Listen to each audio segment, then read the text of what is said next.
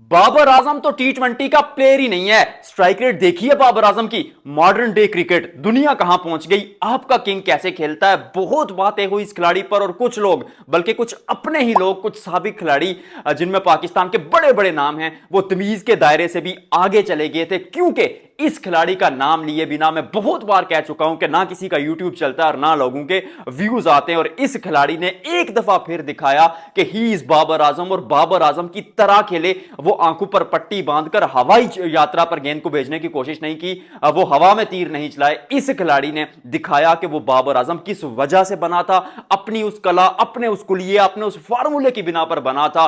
और at this stage एक वो चीज फिर से याद आती है, अंग्रेजी की मशहूर कहावत के क्लास इज परमानेंट होता है, फॉर्म इज टेम्परेरी। उल्टा मैंने कह दिया, लेकिन बाबर आजम ने कोई काम उल्टा नहीं किया। और इस खिलाड़ी के खेलने का वो तरीका कि शुरू पर थोड़ा सा वक्त लिया, खराब गेंद उनके पाले में आती है, चौके के लिए जाती है, फिर बड़े शॉट्स भी खेलते हैं। और सबसे खास बात इस इनिंग्स की ये थी, सिर्फ एक डॉट बॉल बाबर आजम ने खेली और वो स्ट्राइक रेट की जो डिबेट बहुत ज्यादा चलती थी उसको भी खत्म किया। क्योंकि 200 के स्ट्राइक रेट से आप सेंचुरी बनाते और फिर पाकिस्तान के सबसे तगड़े गेंदबाज इस वक्त जो मुझे नजर आते हैं, उस्मान तारिक 22 रन ठोक देते हैं उनके खिलाफ, एक ओवर में 27 रन जड़ देते हैं अबरार अहमद के खिलाफ। फिर अलजारी जोसेफ जैसा दराज कामत तेज गेंदबाज बाबर आजम सामने मिड विकेट के ऊपर से छक्का मारते हैं। That's the Babar Azam we know. और फिर ये वही खिलाड़ी है जिसने पाकिस्तान क्रिकेट का बोझ साल साल अपने कंधों पर उठाया। तो आई मीन क्यों आप लोग इसी चीज का इंतजार करते हैं कि कब आपका किंग फेल हो और हम इनको कहें कि ये है भाई आपका किंग, ये है वो इश्तिहारी सुपरस्टार जिसने आपको जिसको आपने इतना बड़ा स्टार वैसे ही बना दिया।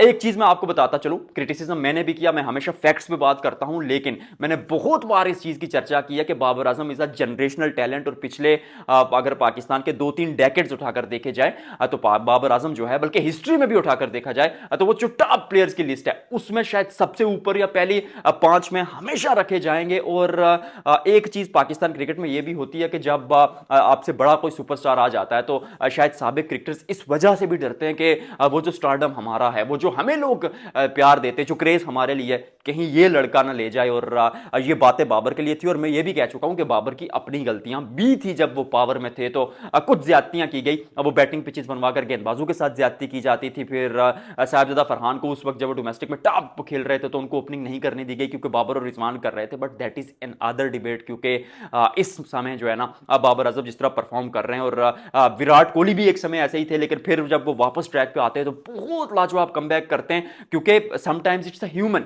आप इंसान हैं, जब आपके पास पावर आती है या आप एक ऐसे बैकग्राउंड से आते हैं कि जहां पर आपके फैमिली के जो फाइनेंशियल हालात होते हैं वो अच्छे नहीं होते, अचानक आपके पास पैसे आते हैं, चीज बदल जाती है। आपको शायद ये चीज ऑकवर्ड लगे, लेकिन ये सच्चाई है क्योंकि इंसान की नेचर है। और फिर जब उस चीज को समझकर बाबर आजम वापस जो है वो अपने डगर पर आए, अपनी लाइन पर आए, तो मुझे पर्सनली ऐसा लगता है कि ग्रेटेस्ट कमबैक हो सकता है बाबर आजम का। इस बारी की बात करते हैं क्योंकि शुरू पर सिर्फ 6 चौके और 4 छक्के ही थे कहने को, लेकिन शुरू पर वक्त लिया, खराब गेंद आती है, गैप में जाती है, और जिस तरह से क्रिकेट खेलते हैं दैट्स एक्स्ट्राऑर्डिनरी। और फिर सिंगल और डबल्स जैसे भागते हैं, और आखिरी गेंद पर भी डबल भागना, विच शोज के बाबर आजम की जो फिटनेस है वो भी इंप्रूव हो गई है। और यहां से एक चीज आपके दिमाग में फिर से आएगी कि क्या बाबर आजम को टी20 टीम में लाया जाए। देखिए अच्छी इनिंग्स थी, अच्छा वो खेले, लेकिन हम इसको सेलिब्रेट करेंगे, लेकिन हम इसको ओवर हाइप नहीं करेंगे। इस वजह से क्योंकि जब आप पाकिस्तान की इंटरनेशनल टीम में आते हैं तो वहां कंडीशंस एकदम अलग होती हैं। पीएसएल में बैटिंग पिचेस ज्यादा होती हैं, तो एक वहां पर बड़ी इनिंग खेलने के चक्कर में आप ये नहीं कह सकते कि उनको टीम में लाया जाए, लेकिन ये भी नहीं कह सकते कि हिज क्रिकेट हैज फिनिश्ड, यानी क्रिकेट उनकी खत्म नहीं हुई। He can play for Pakistan, और दरवाजे किसी के लिए बंद नहीं होते, वो हमेशा खुले होते हैं। उन पर दस्तक देते रहिए, परफॉर्मेंस करते रहिए, बल्ले से जवाब देते रहिए, क्योंकि ये खिलाड़ी मुझे इसलिए पसंद है कि मुंह से बातें नहीं करते, क्रिटिसिज्म होता है, पीआर इनके फैंस अपने तौर पर कर देते हैं, कुछ सहाफी इनके दोस्त है वो इनकी खबर चला देते हैं, लेकिन बंदा अपने तौर पर बिल्कुल चुप रहता है, अपना काम करता रहता है। और अब तो डोमेस्टिक क्रिकेट खेलने के भी बिल्कुल करीब हैं।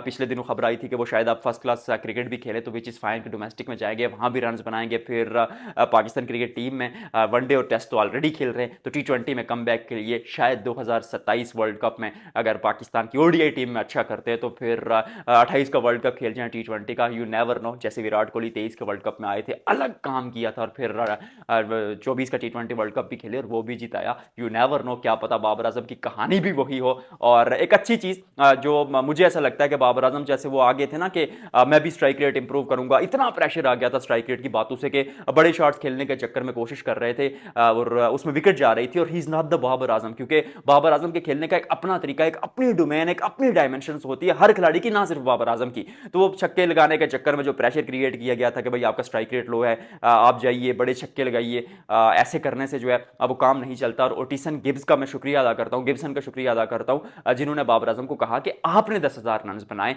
आप अपनी तरह खेलिए, आपको पता है कैसे पार्टनरशिप बिल्डअप करनी है। और वो पुराना बाबर आजम, विंटेज बाबर आजम ला कर दिया। कमेंट सेक्शन में बताइएगा क्या बाबर आजम को वापस टीम में लाना चाहिए या नहीं। आज की इस वीडियो में फिलहाल इतना ही, आपसे मिलते हैं अगले व्लॉग में।